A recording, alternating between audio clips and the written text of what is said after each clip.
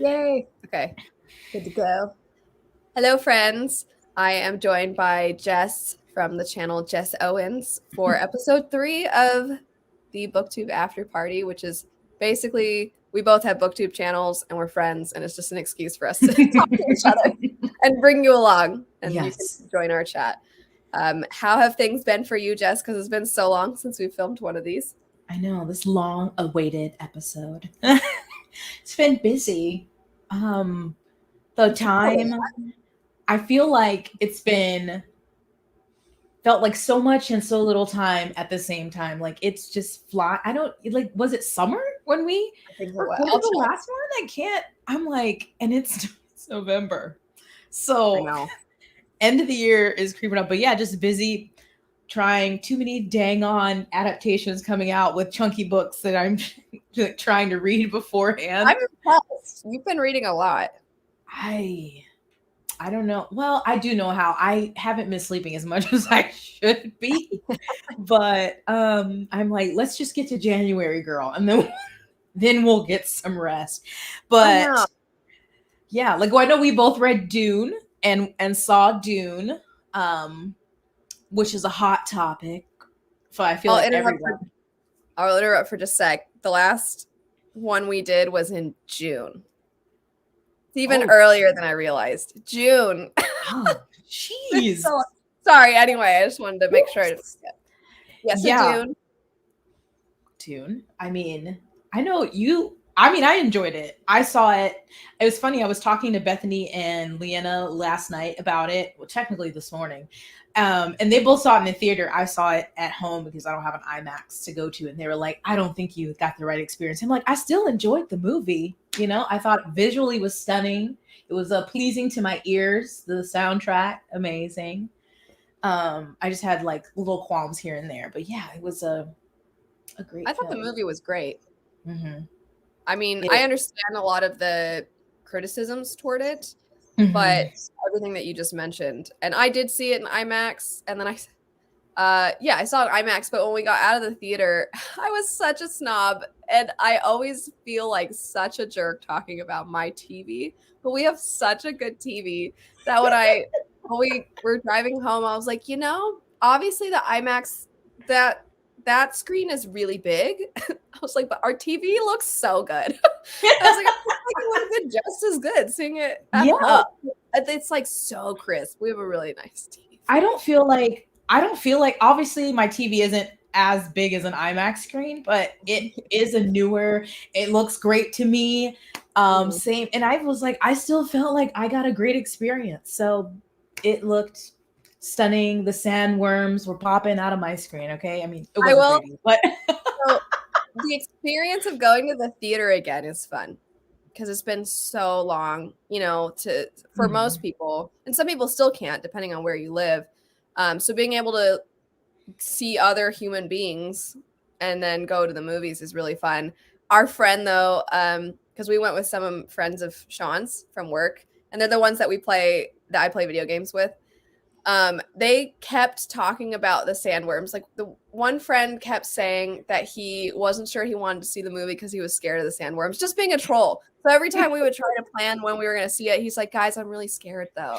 Those sandworms are scary. And he just kept talking about how scary they were. And then while we were playing video games, they were listing off all the various different worms in movies and ranking the worm. And I'm like, I'm really excited to see this movie, everybody. Anyway, but yes, the sandworms, they did look good, I gotta say. Yeah, I mean, incredible, huge, but yeah, very, very pleasing. I like some of the changes they made. I loved Jason Momoa as Duncan Idaho, and obviously I had already watched Arrival by the same director, and so I knew that it would be, a feast for the eyes. And like I said, I like the soundtrack as well. So great experience. The book took some time to get through, but I did it. We did it. And that's behind me now. So now I'm trying to catch up on Wheel of Time before that adaptation. I saw that you thought the second one you still enjoyed it, right? 3 point something, right? Yeah, like 3.2. I enjoyed everything, but the point of view with Rand, I was like, okay, I know Well, you don't want to be in this situation. I told you that we call the next one Rand Goes Camping. So Yeah. we'll actually like that one. I've Maybe I heard don't know. encouraging things about the Dragon Reborn. I just need him to just get with it. Just accept what's happening. I mean, Yes, I I need you agree. just it's Mhm. roll with the punches, Rand. Like But there's some instances of like the reluctant character that I think are realistic and that I like. And there's other mhm, times where I feel exactly what you're describing, where I'm like, just get with it. Come on. I just get frustrated yeah. because I feel like there's certain characters that they're reluctant for reasons that I relate to or that are realistic. And I don't know, there's something about the experience that I feel like we have the time to get to know them. And then there's other instances where it feels like it slows everything down. And you're Mhm. you're like everybody is waiting, like we just need you to get with it. And they Yes. sometimes come across whiny. And Yes. I don't like when they come across whiny. I remember one time Deshaun and I did a video together and I talked about how movie Frodo came across whiny. And I gotta say, we upset some people with that one. And I'm like, I get that it's an awful situation to be in. I'm just saying, everybody, like, this is, I don't know. Anyway, I'm not going to get into it, No, but but same. I rewatch those all the time, and I'm like, "Ugh, Frodo, get with it. Sam is like, we have to do this. Let's go. yes. I know because especially with the Wheel of Time, it's like, okay, in the first book, I can understand you're just coming to terms with this. There's a lot going on, but I'm like, now you've had time, and now you just need to accept that what they're saying is true. These like you need to do these things. Like you keep questioning if you need to do these things, and then something happens that reaffirms that yes, this is what the path you need to take. Like, well, I don't know. And I'm like, get it together.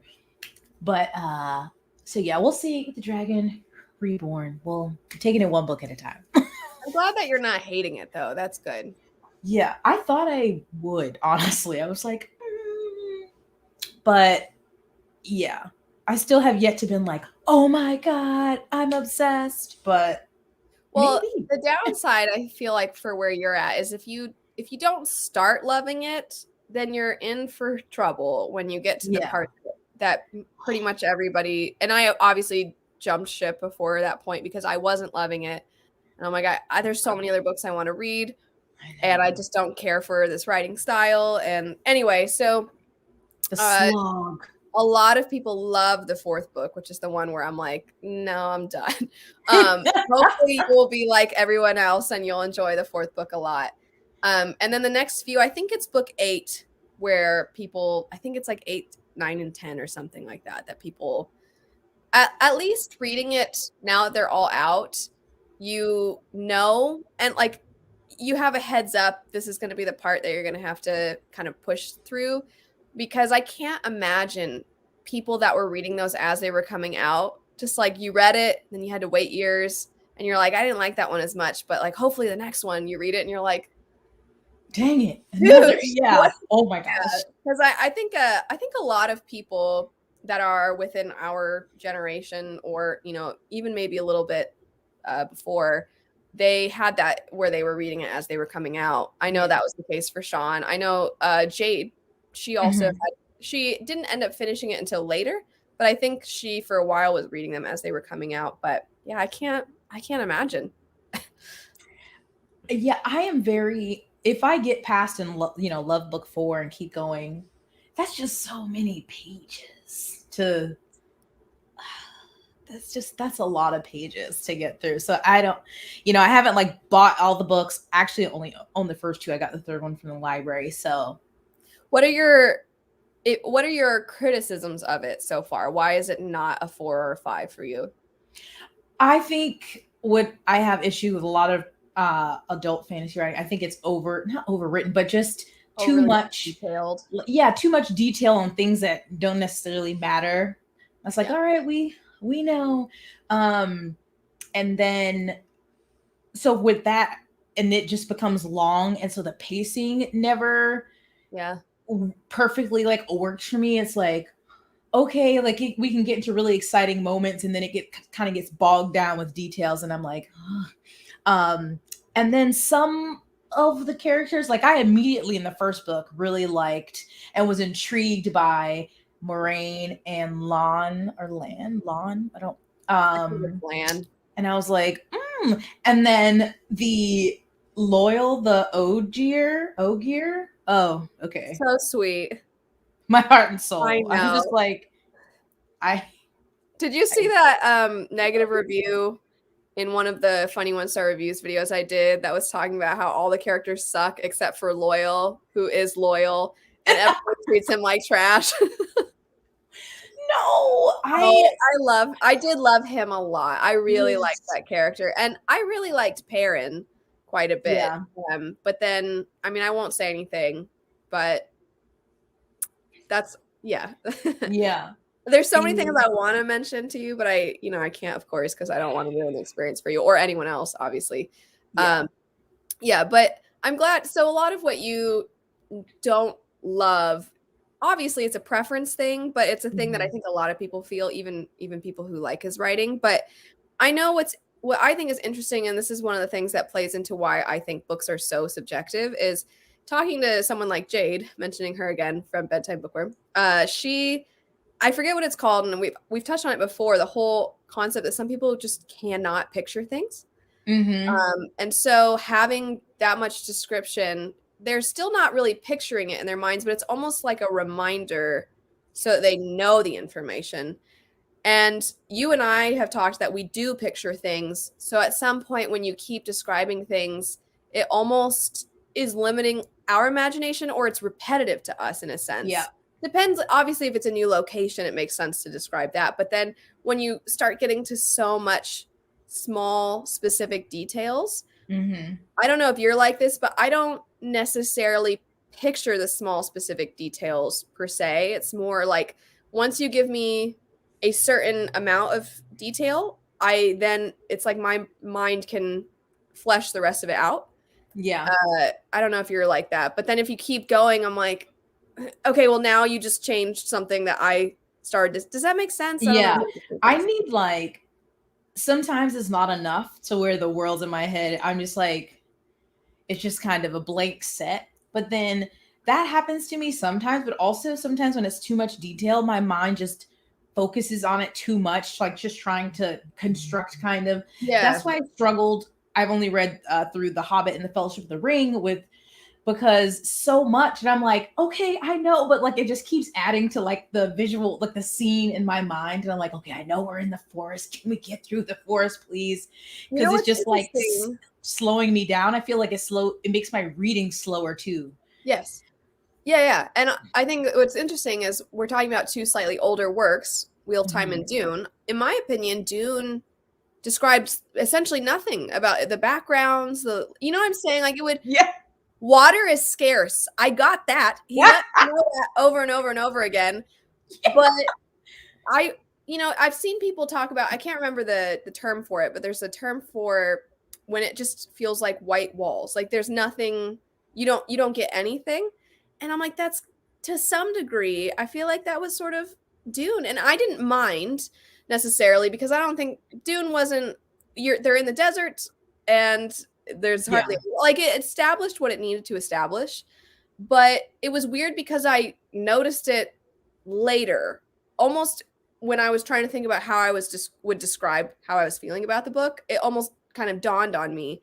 And I can only imagine for people that like to know what everything looks like, did it drive them up a wall in Dune? I don't know. Yeah, I literally envisioned everything just sand.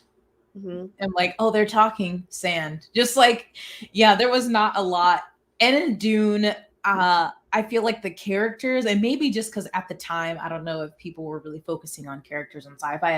I haven't read a lot of classic sci-fi, but I feel like the characters, like, enough about them, but they didn't feel like, I guess, fully fleshed out to me. So I just Yeah. felt like there was things like shaped beings talking amongst sand about these ideas. This is what was like envisioning in my head when Right. I was reading Dune. I'm Yeah, like, mm-hmm. I felt really similarly, and and I said in my reading blog too that I don't think it is supposed to be a, you know, a character driven work necessarily. I mean, you get all the characters, um, you're in their head a lot, but you're not. Mhm. I don't feel like we're really that connected to them. We don't know their personalities and their likes and dislikes. You know, you don't know them intimately necessarily. You Yeah. know enough about them. They're almost serving as just containers for philosophical uh musings, we'll Yeah. say, you know, and Yeah. so I think the book is far more thematic, which I Mhm. like so many of his ideas. And I think that's true of I don't read a ton of sci-fi. I feel like Angela from uh oh my gosh, Science. Literature Science Thank Alliance. you. Yes, I knew the Science Alliance. She reads a lot of sci-fi, and I Mhm. think that she would, I mean, I don't want to speak for her, but I think she would agree that a lot of the themes in sci-fi are more big picture, kind of. They're more like an examination of what it is to be a person or what Mhm. society would look like if we just tweaked this, or you know what I'm saying? Yeah. So I think Dune accomplishes that. I think that's why so many Yeah. people love it and view it as a staple. And it has influenced. Okay, do you see the influences between Dune and Wheel of Time since you're reading them so close together? I Or have mean, you not? not really. Like when I was reading Dune, I definitely, because I really love A Song of Ice and Fire, I saw like direct connections there. Because somebody was, I can't remember who said that, but I, not on my own, like if you're gonna tell me, I'll probably like, oh yeah, but I, when I was reading it, didn't put them together myself. No. So the some of the things like the Bene Gesserit, which are basically the Aes Sedai, this Oh group of yeah. mostly women who are kind of their hands are in a lot of things, right? Mhm. Paul and Rand have some like there's I don't think you've gotten there yet, but there's something that happens. So the Aiel, there's also ties between them and something with Dune, and there's like a lot of the different groups within Wheel of Time, Mm. so very similar Yeah. to the groups within Dune. And then there's a scene in Wheel of Time that comes down to two characters fighting one another, and it's like this person from this other society and their culture is different, and so there's this kind of we need to fight moment, and it's Yeah. basically the same thing as what happens in Dune. You know what I'm saying? And I guess because Sean's read all of Wheel of Time, and so when he was reading Dune, he looked up to see if Robert Jordan's ever commented on it, and I guess Robert Jordan basically was like, "Well, if there was anything, it was accidental because I read it a long time ago, something like that." Right. And I'm like, I think it must have settled somewhere deep inside because some of it is very similar, you know? Yeah. But I Or it's know like, yeah. He's like, I didn't read it recently, but it's like, what else were you reading at that time? So it probably made a big impact on him as a writer. right. And I mean, Jade was, it was funny because Jade was like, oh, I saw the movie. I really liked it.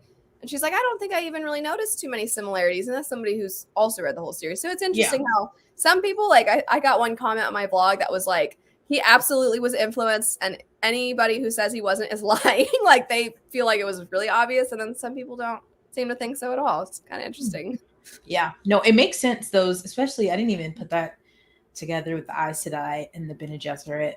Mm, Like the Aes Sedai, you haven't seen as much of them yet. yeah. So that's fair. No. I think some of the similarities I think are more so in the next few Wheel of Time books. I think a lot of Yes. people feel that the first one, whether you agree or not, I think a lot of people feel it was influenced by Lord of the Rings in the first Wheel of Time book. And Oh, then I definitely felt that. Yeah. Mhm. That felt very similar with like the journey and like the people leaving the small town. And yeah, I definitely got the Lord of the Rings vibes, but then I had people who were commenting who were like, it definitely changes Mhm. um going forward. So I always joke I- just to be kind of a troll. I'm always like, I hope it changes with 14 freaking books. I I don't know can't how it could wait. possibly be the same.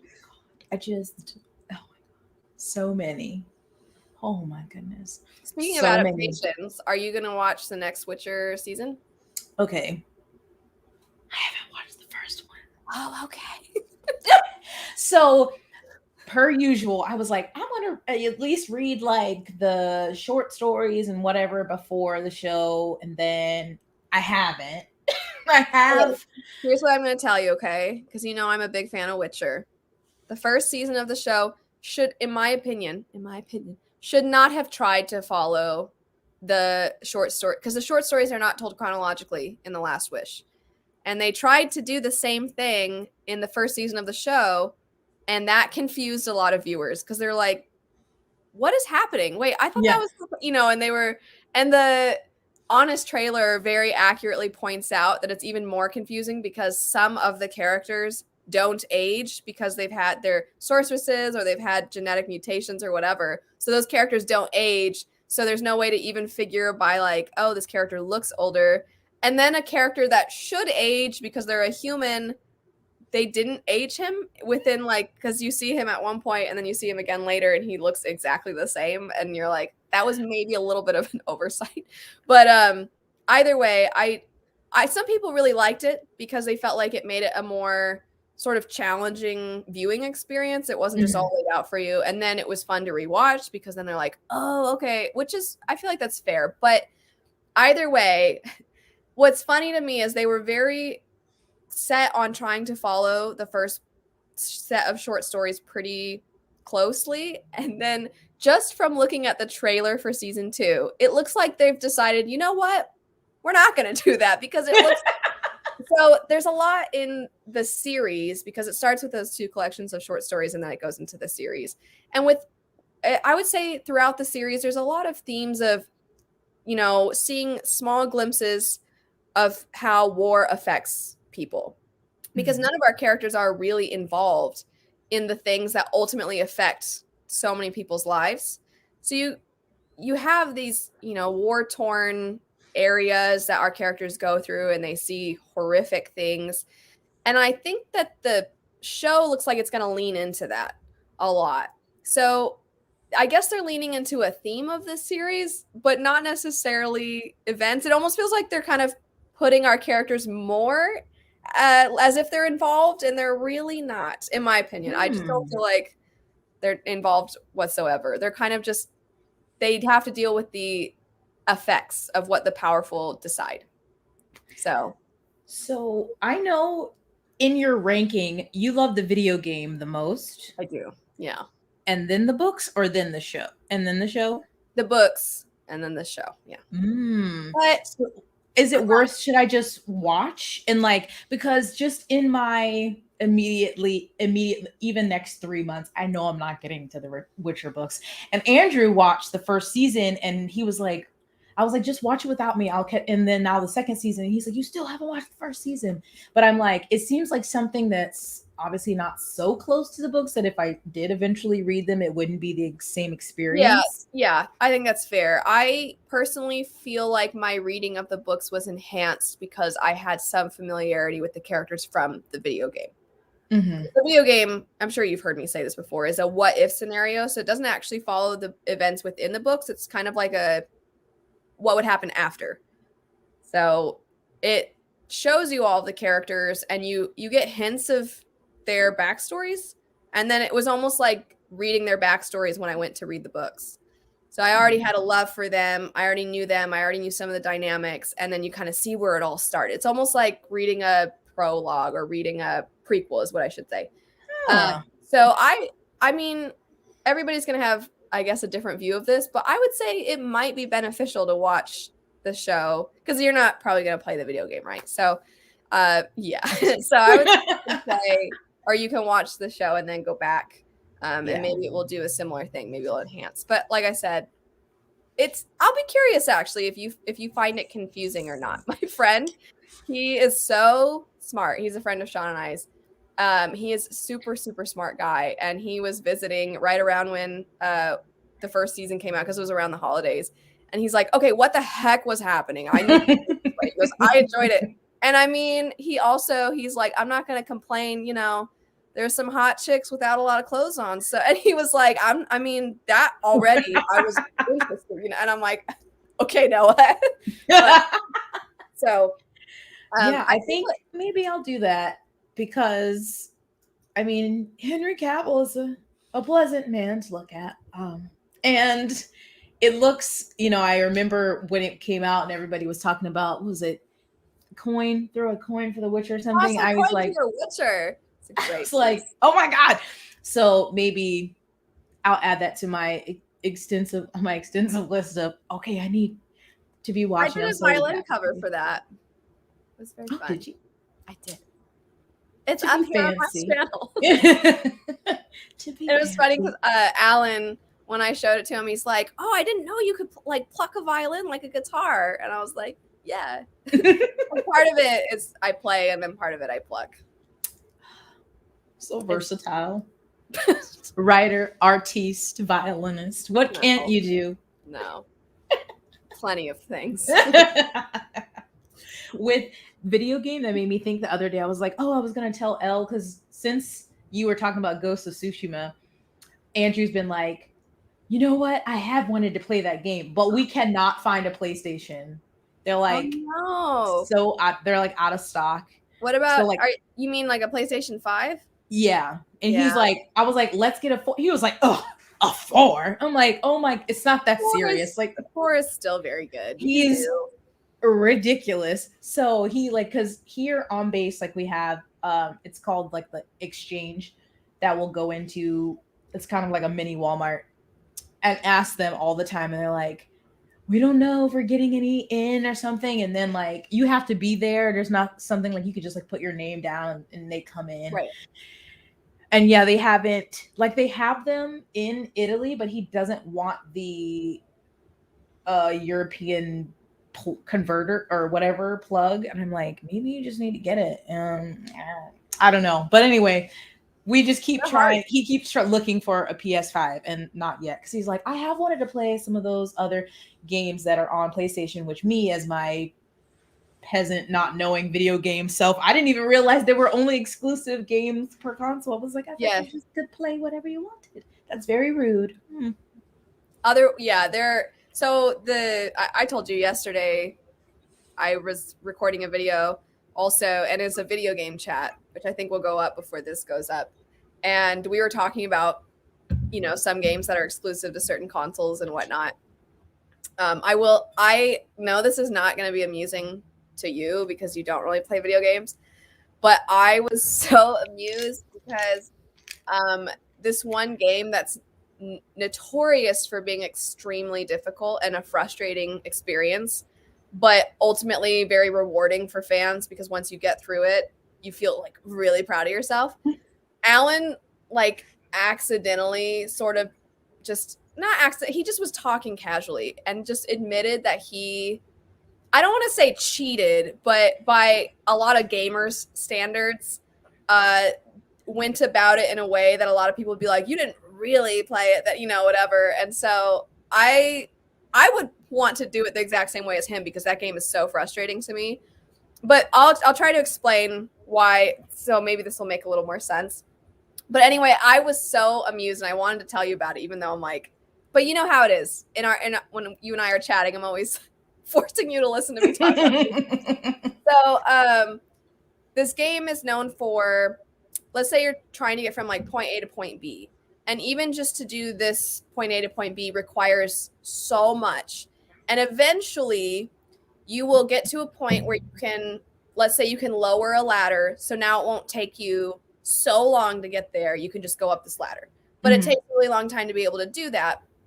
And the game is constantly auto-saving so that if you die, you always come back, but then you'll have lost everything that you used trying to get there. Like if you die before you get there, you'll have to go back and now you've lost all your stuff and you kind of have to like try to do it again, whatever, right? So that's a brief way of trying to describe how it is. And that frustrates me, right? I do not like that. But Alan was saying what he would do is when he got to a certain point, he would save it manually and then exit the game and then he'd put the save in like the cloud so that if he died, so that he wouldn't have to go back and do it all, he would just he would go to the cloud, download that save, and then that way he didn't have to start that.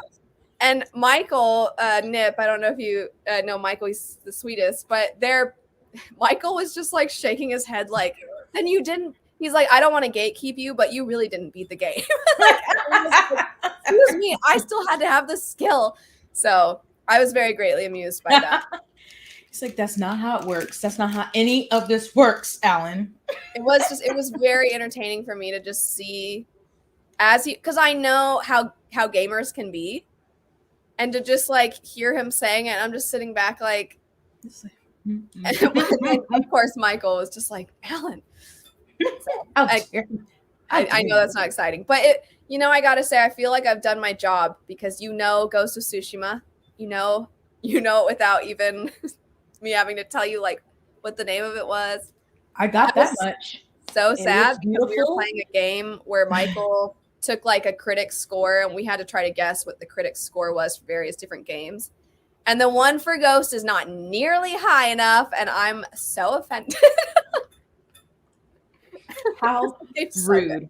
I know, it was rude. I mean, it looks, I'm just so impressed anytime, like, because he's played Red Dead Redemption.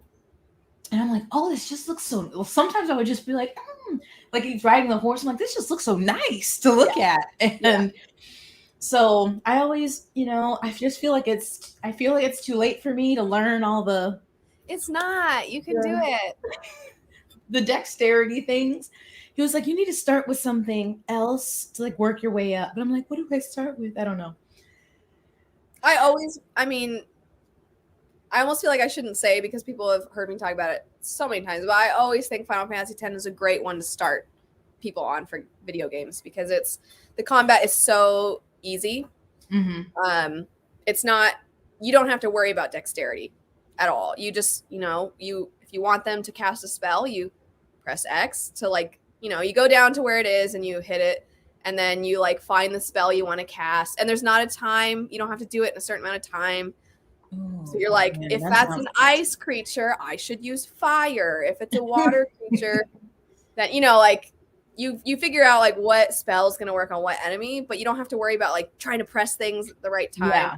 So it's called turn-based. So the enemy attacks and then you attack, and then it tells you who's going to go when in a little thing. Oh, that's nice. See, I need that. Break it down for me. Yep. Is it my turn? What do I do? Yes, exactly. It gives you plenty of tutorials. That's another reason that I get frustrated with certain games is like the one I was mentioning that Alan and Michael were talking about. It doesn't tell you anything at all. You just have to like figure it out. So yeah, it's not a game for beginners, but Final Fantasy X, absolutely. It's not about really the gameplay. It's basically a really long movie. I mean, it's like you need to get your characters, you got to level them up, and then get to the next so that you can get to the next cutscene is what it basically is. Because the next area after that cutscene is probably going to be harder. So you need your characters to be stronger. But it's a very easy gameplay. And if you ever were like, I just can't, I don't want to actually play.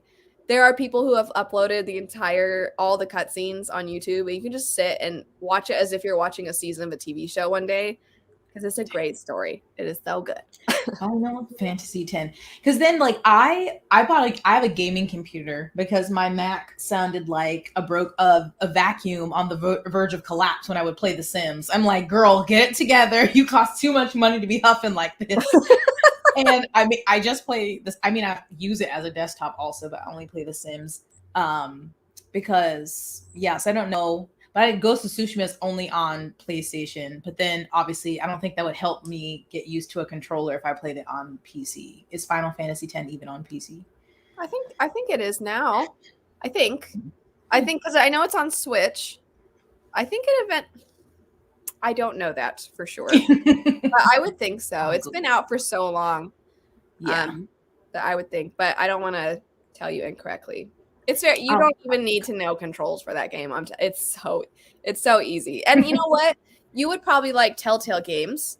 So there's this game called Wolf Among Us. I bet you would have fun with that one. So that one it's actually based off a comic book series called Fables, where it takes like your classic fairy tale characters, but they have been forced out of their homeland and they're living in New York City, and they're glamored to all look like people. So, because, some of them are creatures and stuff. And the big bad wolf is Bigby, and he's their sheriff, and he's supposed to be like taking care. It's adult though. It's not for children. And Snow from Snow White is she like kind of works with him sometimes. And so the game is it's like a murder mystery game, except for there's really no Telltale games are not necessarily for playing, like the controls necessarily. It's like you make dialogue decisions that slightly change cutscenes later, so you can go back and replay it and play it differently. It doesn't change in those ones. It doesn't change the outcome that much, but it does change some of the cutscenes. So you can be really nice, or you can be a total jerk. But it's really fun. It's a very weird art style, but I kind of like it. But the first time that we got it and played it, we were living in our apartment, and I think I've mentioned this before. They shout curse words a lot in that game, and we had the volume turned up really loud, but the wall that our TV was up against, we shared, that was a wall to the other person's apartment, and I was like, we should probably turn this down. I don't care, but I don't, I know some neighbors have kids and stuff, but yeah, it's that one's really fun. I think you would like that one quite a bit.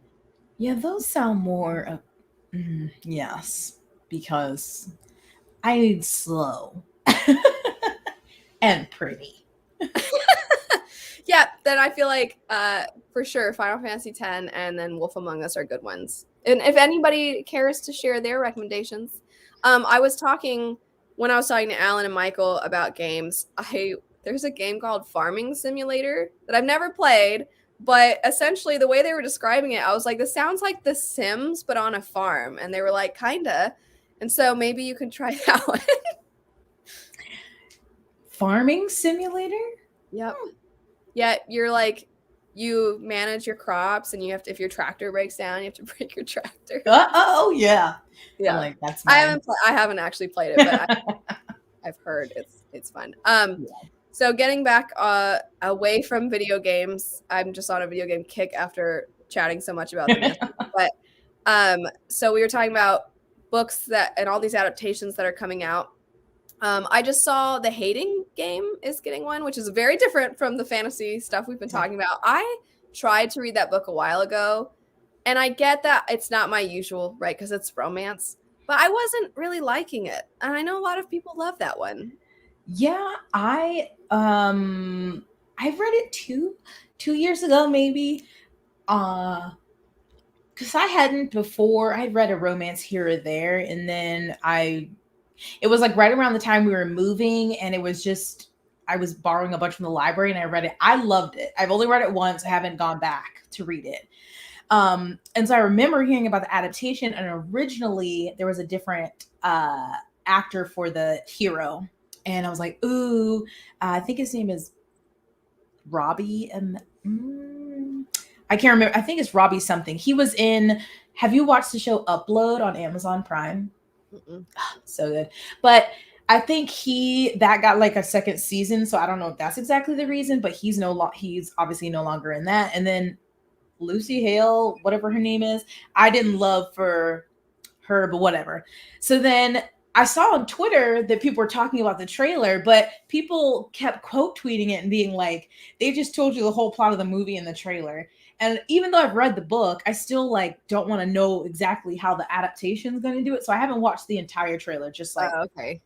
Excuse me, just kind of part of it in the beginning. And I was like, I mean, I want more. There's so many good romance books. I want more rom-coms. I feel like the early 2000s was like peak rom-com season, and there really haven't been any.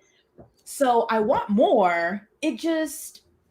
I will say, going back to watching some of those older rom-coms, first off, all white people. Like, they have it's just, that's it, right?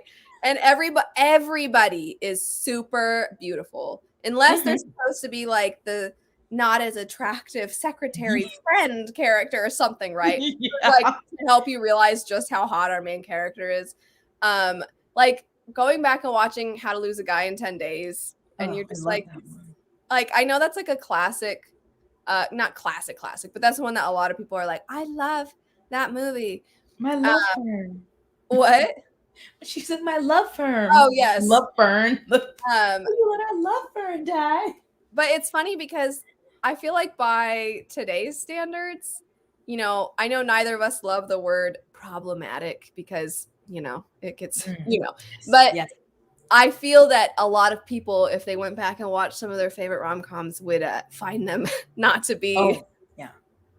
But Yes. I mean, a lot of just movies in general show it's like funny watching like because we've been watched like something like I've watched The Office for years, but like recently we've gone back and like started Community and like Modern Family, yeah, and we're like, oh, today that would be, you know, torn apart on Twitter. It's always funny to go back to things and one thing about, so we've been watching Modern Family again, and one thing about that show is I think that it does a good job of making the people who are behaving poorly be the butt of the joke. Mhm. Usually, but there's a couple times where I'm like, I feel like we could maybe emphasize that, you know, like Phil's being really ridiculous right now, you know, like, but I do like that show, and Phil a lot of the Dunphy. jokes are what? Phil Dunphy. Cam is probably my favorite. I love Oh, is he? I love Claire. I love it because she has, I feel like she has the most difficult, the actress, Julie Bowen, I think, is her name. I feel like she had the most difficult role because it was the most basic. Like she's just supposed to be like Mhm. a slightly control freak mom, Yeah. right? That's her role, which is not as, you know, Cam's character is so over the top, and like Phil is so ridiculous, and Jay is like the grumpy guy who's not understanding. Who, you know, Gloria is super over the top, but then Claire, I just feel like that actress destroys that role in the best way. Like she made that role great when it could have Yeah. just been so easily like another mom on a sitcom kind of thing. Yeah. Yeah, but just the littlest, like the little things that she adds to that character are great. But the going back and watching Sailor Moon is quite, so it's funny because in some ways Sailor Moon was really ahead of its time, you know, like as far as gender roles and stuff. If I'm not mistaken, there were certain characters where the characters like, it seems like it's a gay romance between two dudes, but I'm Mhm. pretty sure that they would change the name of a character so that it was kind of unclear and it kind of led you to believe it was a girl or like in the American one when they were showing it when I was a kid. They like, I think they changed stuff because they thought like, oh, just, you know, and it's not like they're making out and doing a bunch of, you know, like it's just kind of implied. And so it's funny watching it as an adult where you're like, because I didn't remember that, right? So like watching it as an adult, I was like, why do I not remember these like very obviously gay men in this show, you know? He Um, wanted to hide it. Yeah. and then they Going have back and watching stuff is always like some things you're like, ooh.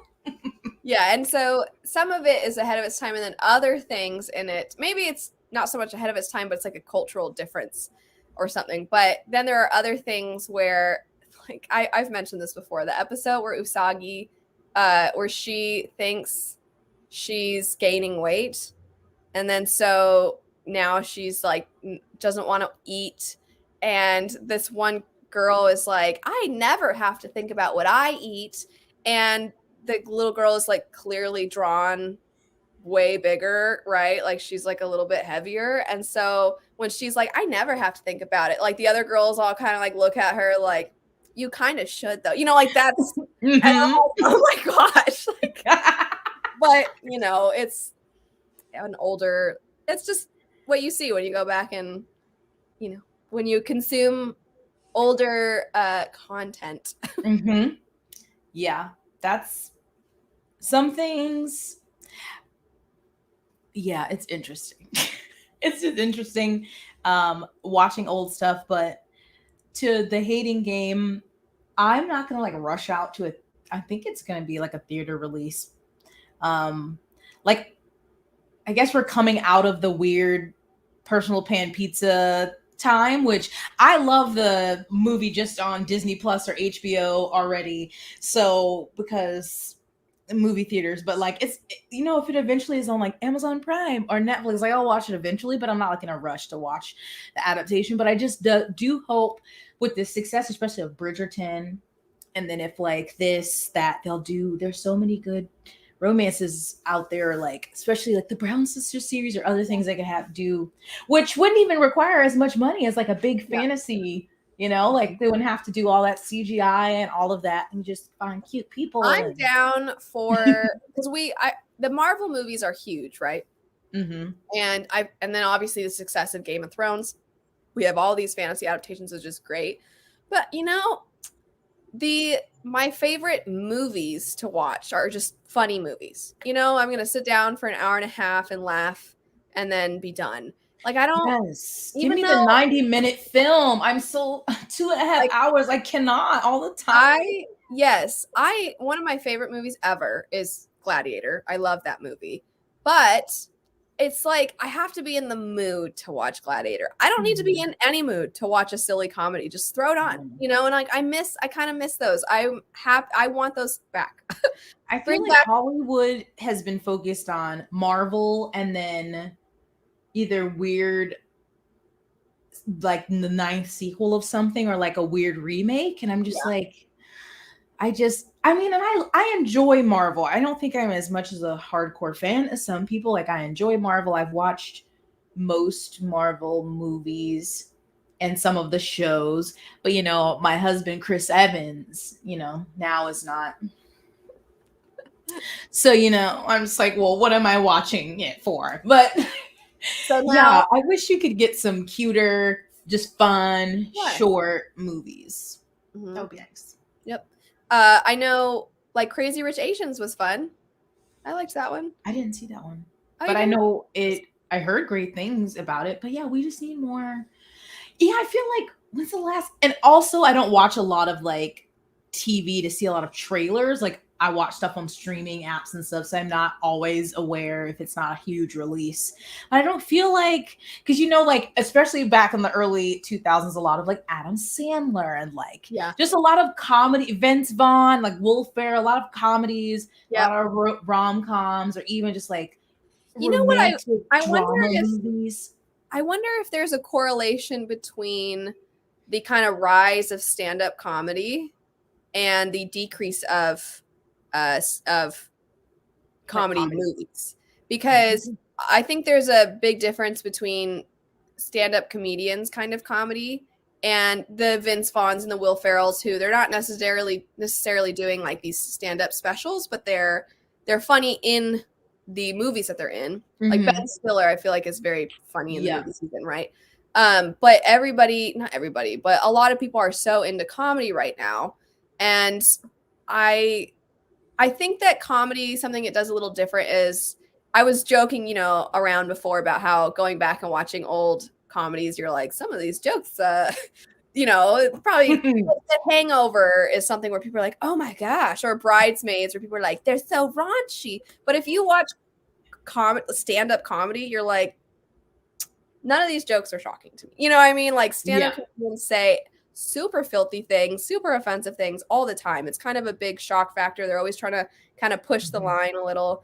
So I think that I don't know. I feel like we're gonna see a return of like the silly, wholesome, fun, cute movies. I feel like we're Yeah. gonna get some of that back here pretty soon. People, I think, maybe are in the mood for it because these last couple of years have been a little rough. Give me a Jack Black movie. We need, and please, 90 minutes. Thank you. Please and thank you.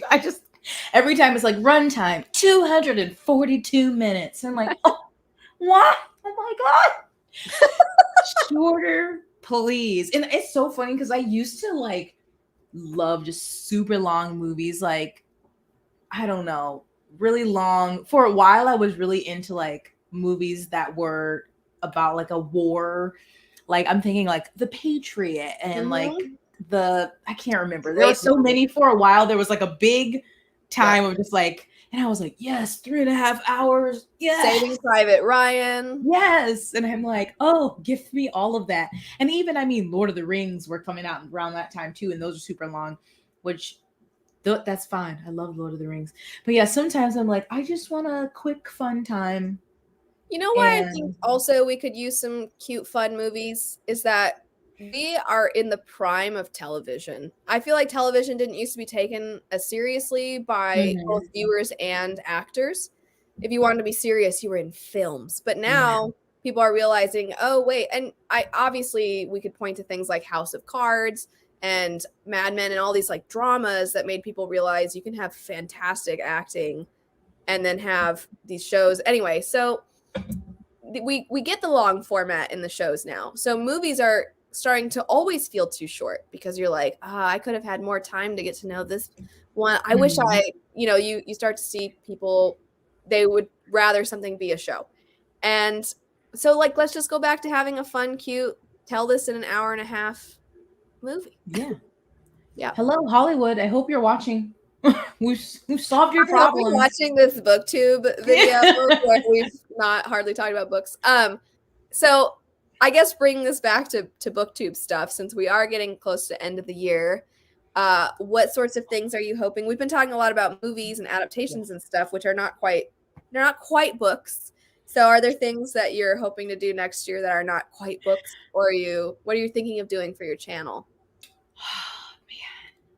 I am I'm the worst because I started using Notion and to try to organize my booktube life because I'm just a chaotic procrastinating mess is just how I am. And so I started writing down like video ideas obviously for like the end of the year, and like I've kind of been thinking about next year, but if I'm going to be honest, I haven't thought too much because I don't know. I feel weird. Like I'm just trying to make it through the end of the year. And it's been the first half of the year was really great. And then the second half has been kind of bumpy. And so I'm like, I'm just going to get through December. And then I'm going to just reevaluate how I feel in January. Cause I do think about like when I watch other sections of YouTube, I'm like, oh, I kind of like that. Or, oh, I like this thing. I kind of want to talk about this thing, but then it's like YouTube loves a niche.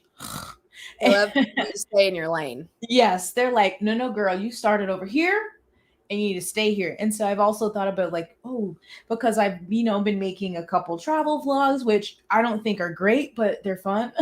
um, and I'm like, should I make a separate channel? But I'm like, oh, then that's work of having, I gotta post on this channel.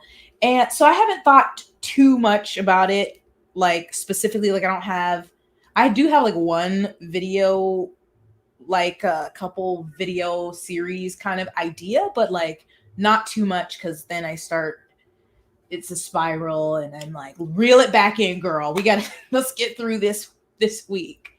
But yeah, and I'm just not a good planner, honestly. I'm a mess. I love planning. I Help me. I recently, so I think I had the reverse where most of this year has been bumpy. I feel like that's fair given what last year was for me.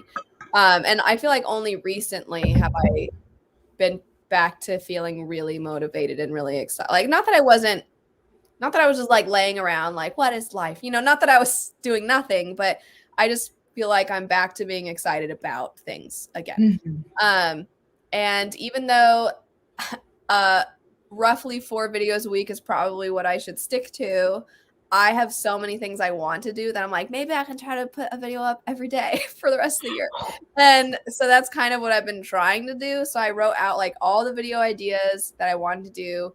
And like this week I want to do these, or like here's my video ideas for this week. Here's my video ideas for this week. And if I'm going to do this, then I went back and I planned out when I would have to record them and when I would have to edit them. And then knowing recording days and editing days, then I can determine my reading days. And I'm right now, this has been like the first week I've been trying to really stick to it. And I started ahead of the schedule. Like I finished a book ahead of schedule and I finished, like I filmed an extra video one day. I think I filmed 5 videos. And then, well, I'd just been sick too, to be fair. So I was like, I need to get back to it because I was ahead. And then I told Sean, I'm like, every time I get ahead, something happens. And of course, I got sick. You can like kind of still hear it. But anyway, so I was way ahead. And then now that it's toward the end of the week, now I'm like, now I'm behind and I'm frustrated because I feel it takes so long to edit things and, yes.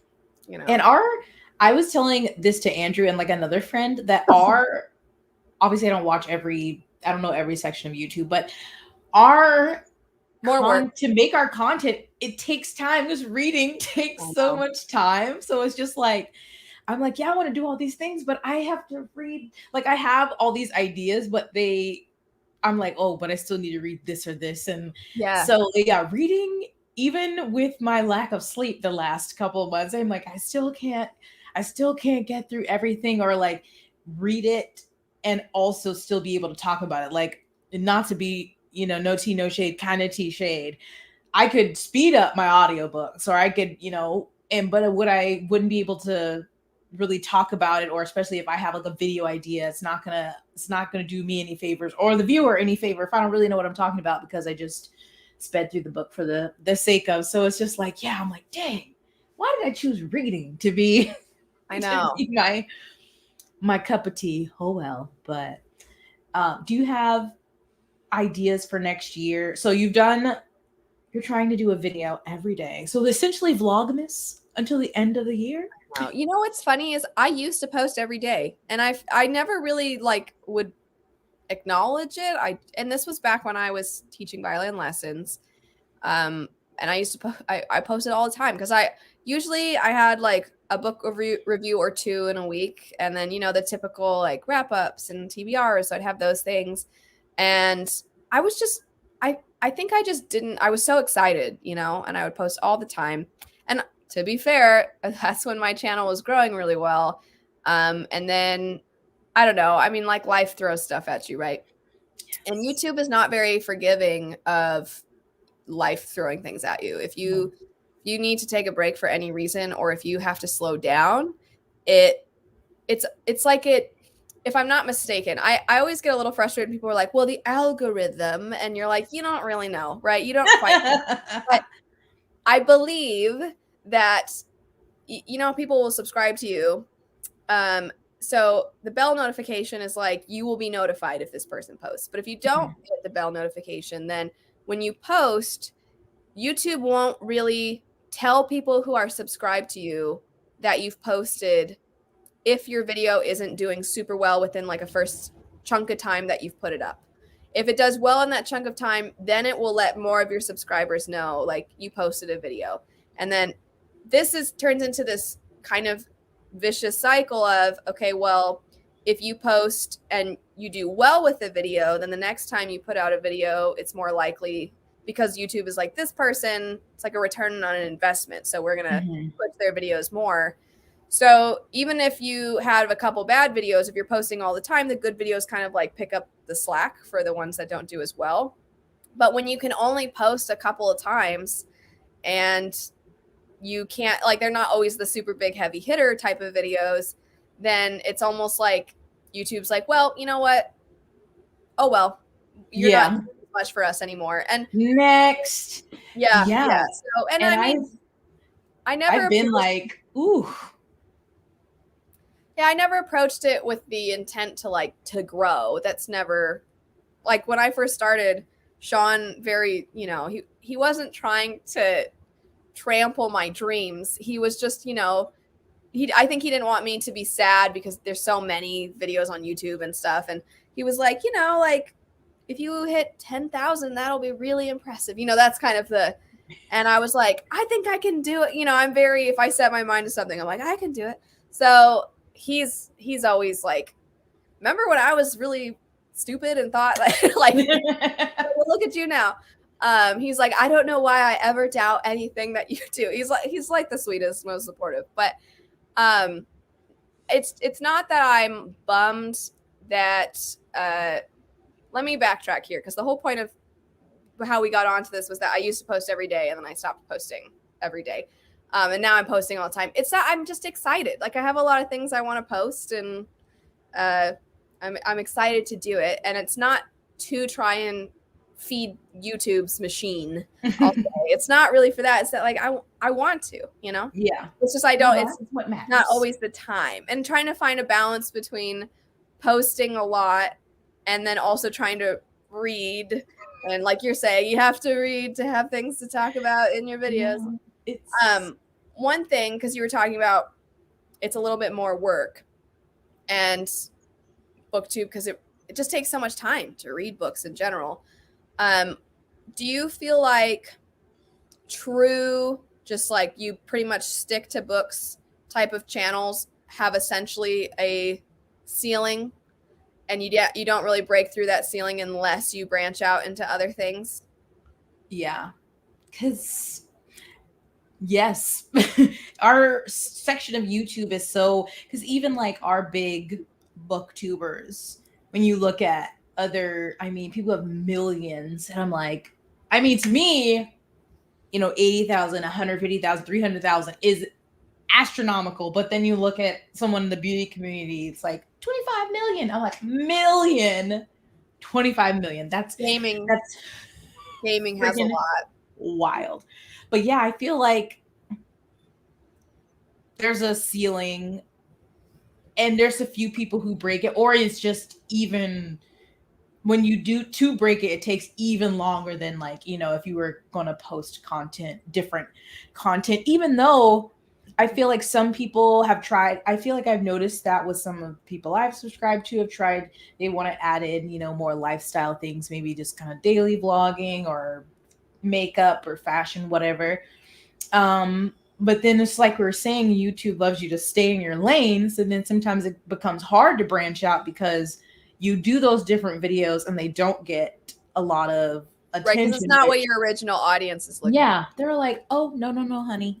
You said you were going to read. And like at the end of the day, like I hate when people are like, just for views. We're like, yes, people make videos because they do want people to watch them. So yes, people want views. So it is like, it can be disheartening when you're like, I'm excited to talk about this different thing and put all this effort into a video and it doesn't get pushed or people, don't see it. I think the best way to put it is that a lot of people, I'll use a kind of silly example. I was going to film my Castlevania review, whether anyone was going to watch it or not, because I was like, I want to talk about Castlevania. And I also would love if lots of people watch that video because I really liked Castlevania and I want more people to talk about it, right? I feel like you make what you want to make. And then also you would like for people to watch it. Yeah. Yeah. You're like, I know, because the great thing about the internet is there's somebody out there who has watched this thing or read this thing, and you're like, I need to find someone to talk to me about like the whole thing that BookTube started on. Yes. Is anybody else reading about these things? Yeah. Oh, look who it is. Oh my goodness. Hi. You look like a dinosaur right now. Did I wake you up? Oh, I'm so sorry. Silly Nigel. Such a drama queen. You gonna lay back down? So does Nigel like Stella on Modern Family? It's so funny because I've watched a lot of videos of like, he doesn't really pay attention to the TV that often. So like if there's like a dog on the TV or whatever, like I've seen videos of like dogs that are like watching a horse or something. He doesn't pay attention. It's if he's like laying on the couch with me and I'm watching something and it's like a lot of like I've noticed like there's a lot going on, and so the lights keep changing. Sometimes he's like, I'll catch him looking, but then he's like, and he'll go to sleep. Luna definitely, if there's like the show Frasier with Eddie, if Eddie's running around, Luna will perk up and she'll watch him. And sometimes she'll go right up to the TV and watch. It's pretty cute. But anyway, back to channels and stuff. So I think that BookTube it's an interesting combination of things. I think if you do well, of course, there's the obvious, it depends on what you like. If you like the popular stuff, then you're probably going to get more views. But I think it also is if you came into it at a certain time, then your chances, because I think there are people who are making videos that are great and they're not all that different from the kinds of videos that somebody with more subscribers is making. It's just that other person with more subs or more views, whatever, they just have been doing it for longer, and then so it's hard, I feel like, you don't want to go into BookTube with the intention of getting a lot of subscribers. It's just not, you have to come into it because you love to read, you want to connect with other people, you want to share your thoughts. I do think as far as the like you're only doing it for views, I think it's true that sometimes some people will continuously talk about something whether they like it or not because people watch. Yeah. And that's I think a little different from I want to talk about this and also like it happens to be popular or something.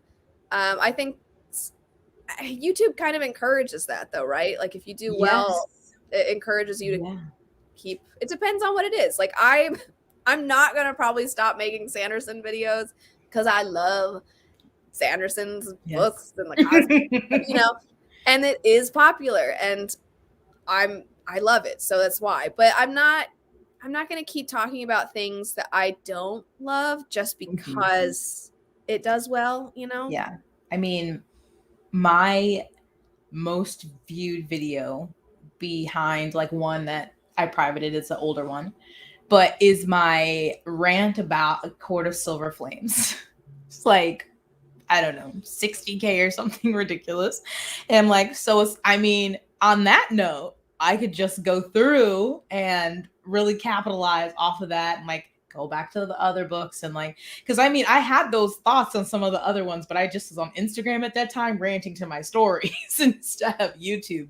So it definitely like, and I understand though, you do a video and you're like, oh yeah, I just did this. Like I did that video and I was like, oh, it's doing, well for I don't ever expect a standalone review to do well. And then of course it was Sarah J. Maas. So I was like, oh, this will probably do pretty decent. And at first I was like, oh, that's doing better than I expected. It had like 10K and then it was fine for a while. And then I think Cindy did her video. And so mine might have gotten recommended because then it was like a month later. And I'm like, why is everyone watching this one a month later? I think that people just love hating Sarah J. Maas's books. Oh, yeah. It's a personality trait. It's so because, and the reason I say that is because a series I used to do videos for all the time was the funny 1-star reviews. And I stopped doing them for a while because then everybody was doing it, kind of like it turned into this trend. I'm going to sound so bratty for a second. It kind of turned into a trend that, like nobody, I don't know. How do I word this? Like I started, I don't know how to, like I was doing funny 1-star reviews for so long. And then people started doing like reacting to 1-star reviews of my favorite books or reacting to 1-star reviews of this, whatever book it was. But it was never like, I saw Elle do this. And it was just like this thing anyway. So I don't want to like literally claim that I started, that. But anyway, so I stopped for a while because I'm like, it feels like everybody's doing it. And I'd also done a lot of them and I wanted to do other stuff too. But anyway, I was bringing it back a little bit because they're fun. And the one I did kind of recently, I did a few different books in it. And one of them was A Court of Thorns and Roses. Specifically, A Court of Wings and Ruin was primarily the one because it was basically non-spoiler. So it was that one and a couple others. And that video did really well. And then I've done a couple others since, one of which is Malazan Book of the Fallen. And then another one is Way of Kings and Lies Lamora in one. Those have done significantly worse. And I'm like, I think it's because you all love hating Sarah J. Maas. Yeah.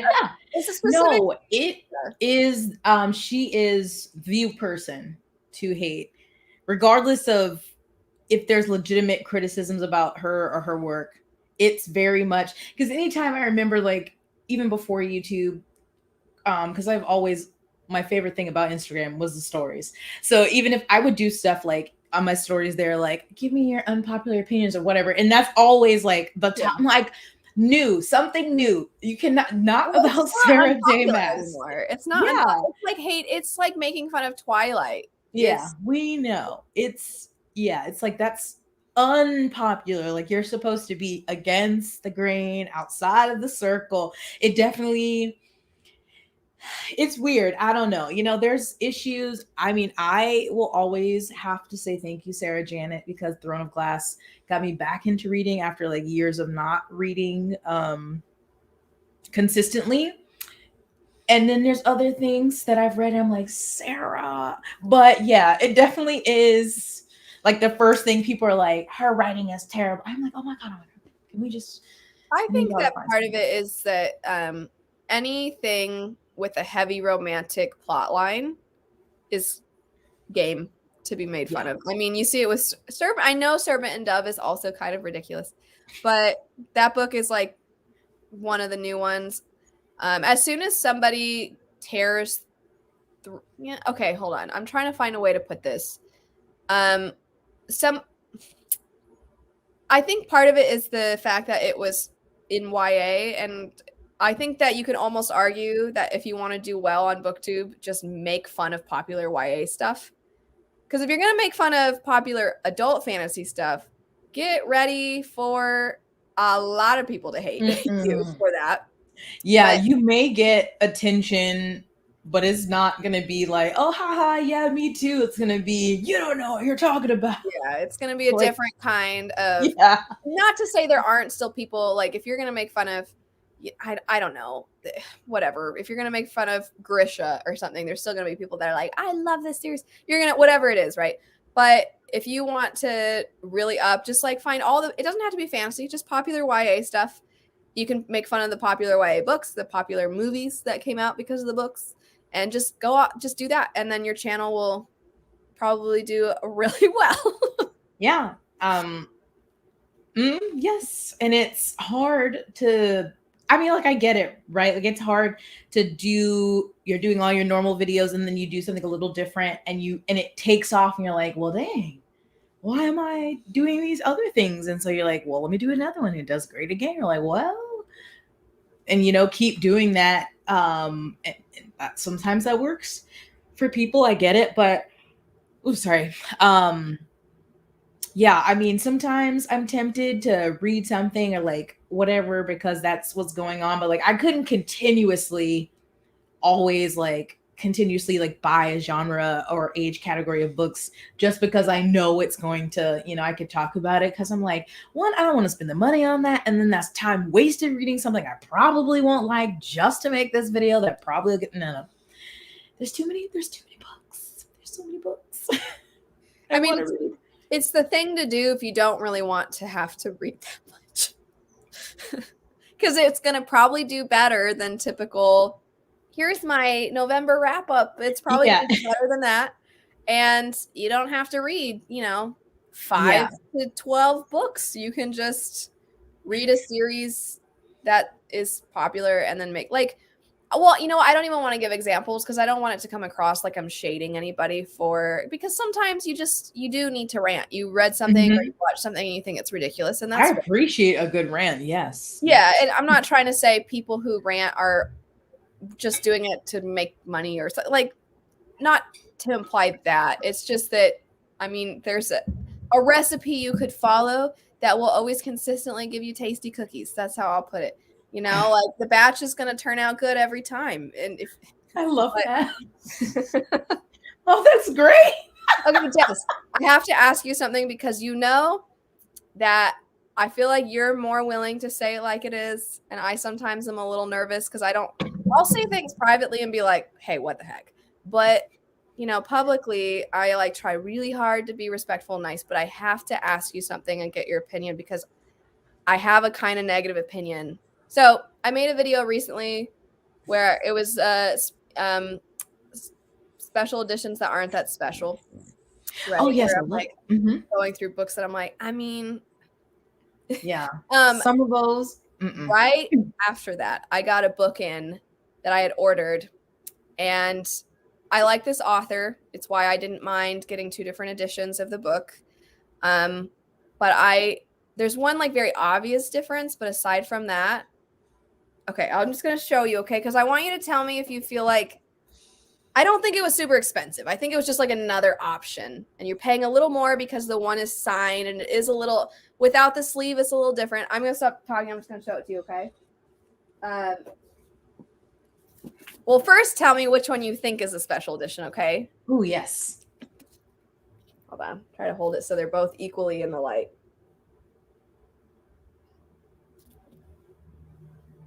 This one is in the light a little bit more. So I'm trying to like go back and forth so you can see. Which one do you think is the special edition?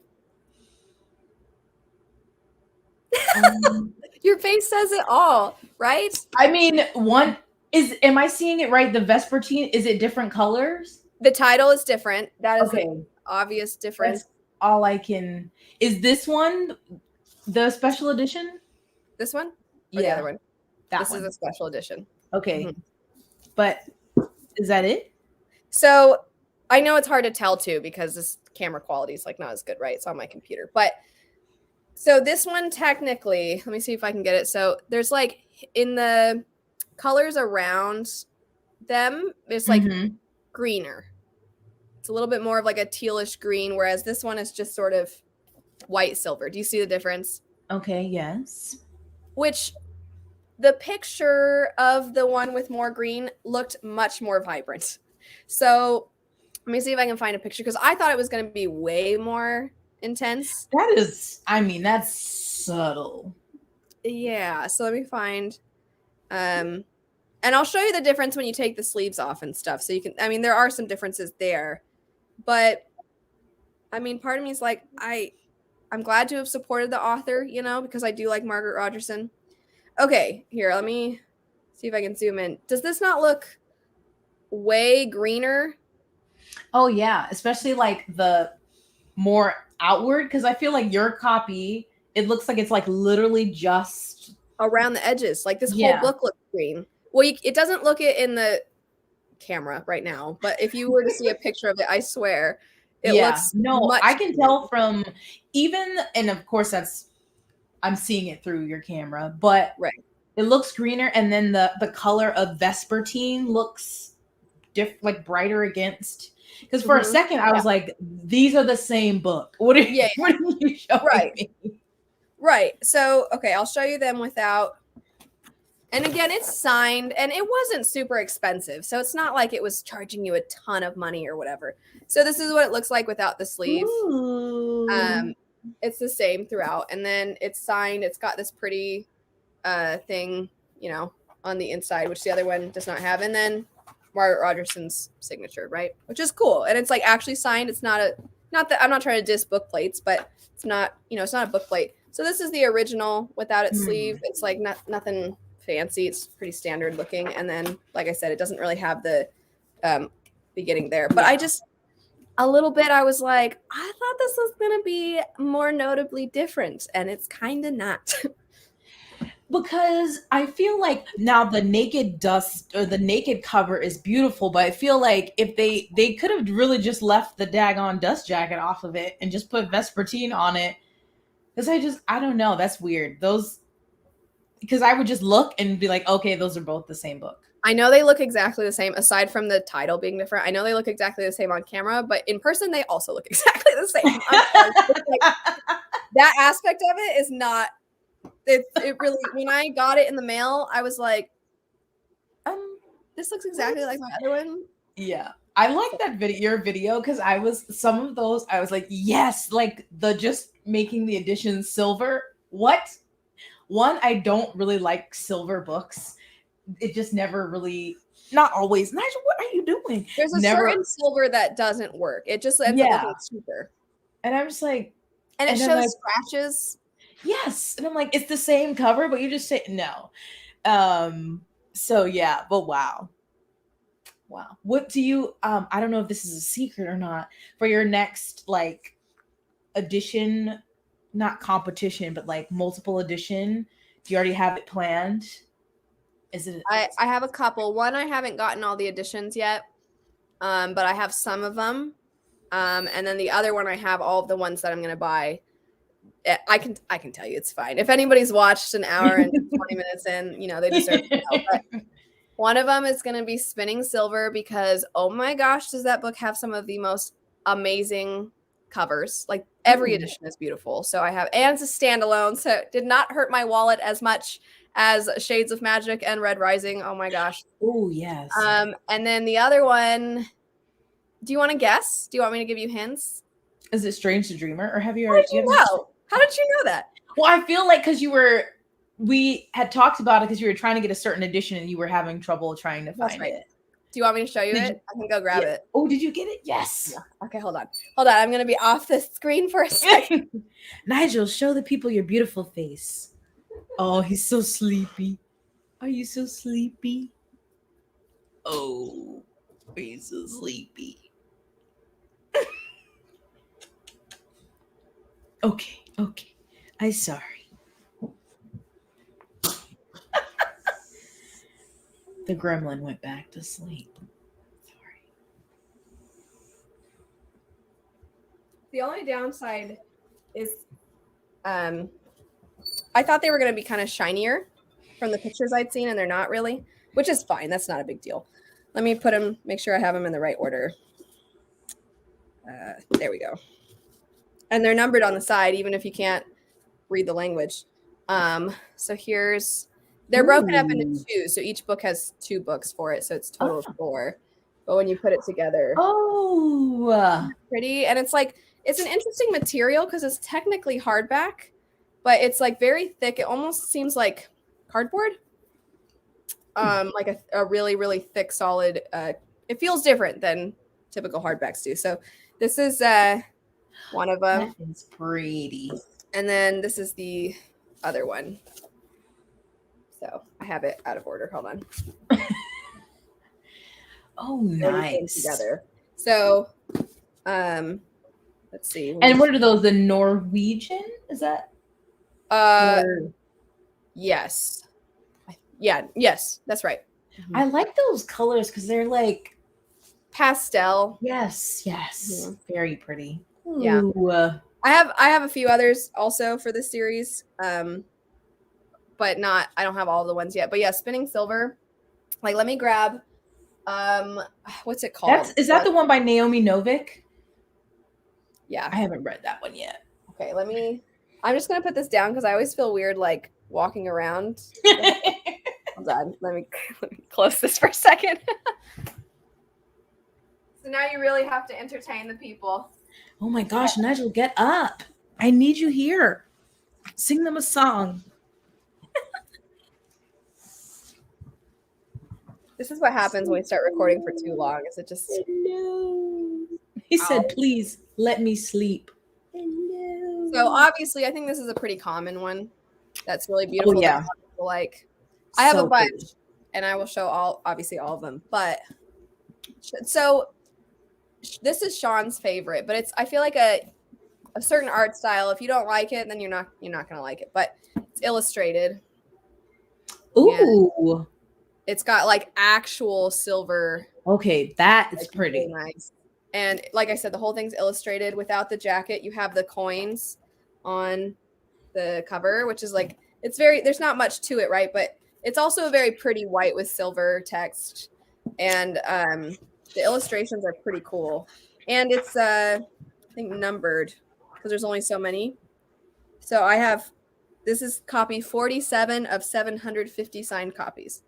So that's pretty cool. Is that an English edition? Oh. This one is, yep. Yeah, that's nice, right? Because a lot of them are not. But sorry, I got a text from Sean. So it's illustrated. So there's illustrations throughout. And some of them are pretty cool, I gotta say. But it's one of those things where it's like, it's gonna sound silly, but am I allowed to show all the illustrations? You know what I mean? Because that's obviously part of the reason that you would want to buy it, is so that because I know some manga series people, if they try to show parts of it on a video, then sometimes they will get like almost like a copyright thing. So really? Not all. It's happened. I think there's a specific, I'm going to call it a publisher. There's like a specific publisher that really doesn't like people showing the artwork.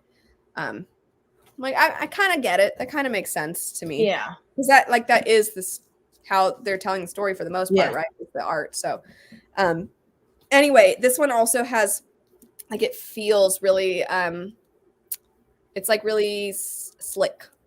So the feel of it is nice, and then you can feel like the bumps of the text. It's very nice. Like the silver on this one is not really silver, you know. It's like it's pretty in the light, but you don't like.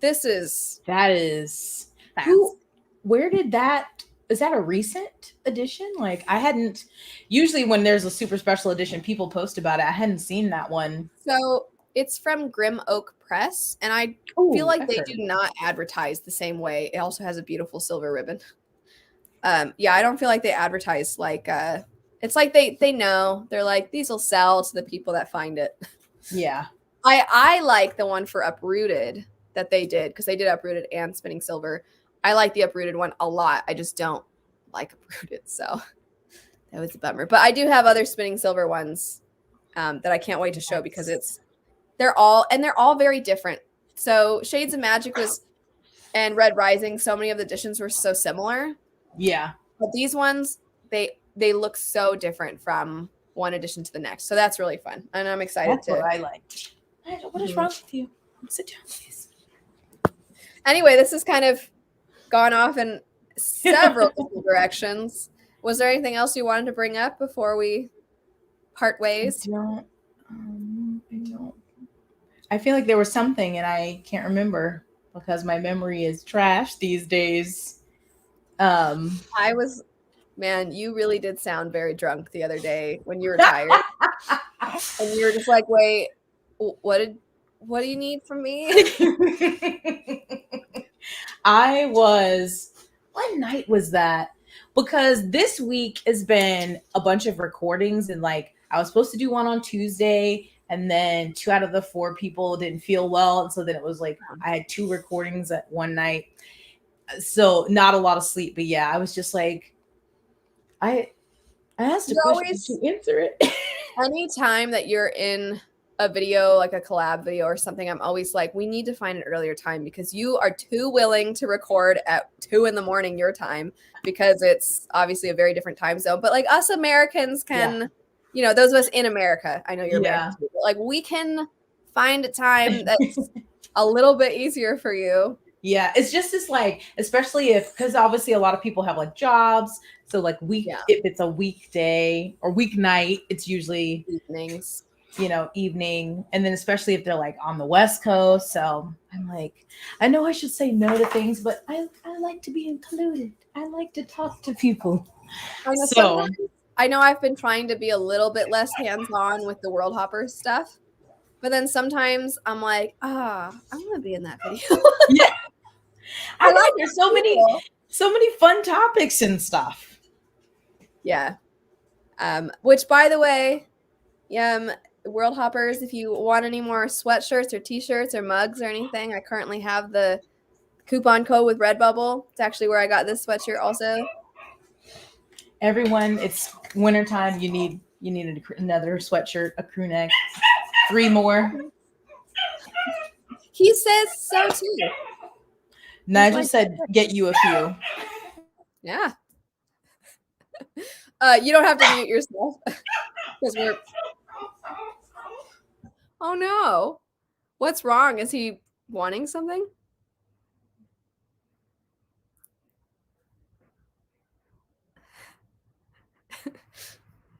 You're still muted. Is he still being is he still Oh, okay. Well, anyway, maybe he's trying to tell us to stop talking, shut up and hurry up and finish. So, Yeah, hi. I think Andrew came in and he hears him downstairs and he wants to. He was in a dead sleep and now he's up and acting. But I don't think he's coming upstairs. Nigel, Well, that's okay cuz we've I'm we've sorry. had a lot. I'm like, what? I feel like this is short for us. Only an hour and a half. A nice 90-minute film for you guys. Exactly. Yes. We could have watched a fun rom-com instead of recording today. Well, hopefully we'll have some more coming soon for options. Yes. Yes. And hopefully we can not wait half the year to record a video together again. Yes, we will try our best. Maybe one more before the year ends and it's 2020. That doesn't sound, I'm not saying it out loud. I can't. It's not real. It's not real. Well, No thanks. flying cars. Thank you for hanging out, joining, chatting. Always a pleasure. Sorry, my diva ended the convo early. Oh, that's okay. I need to feed Luna Bear, so Very important.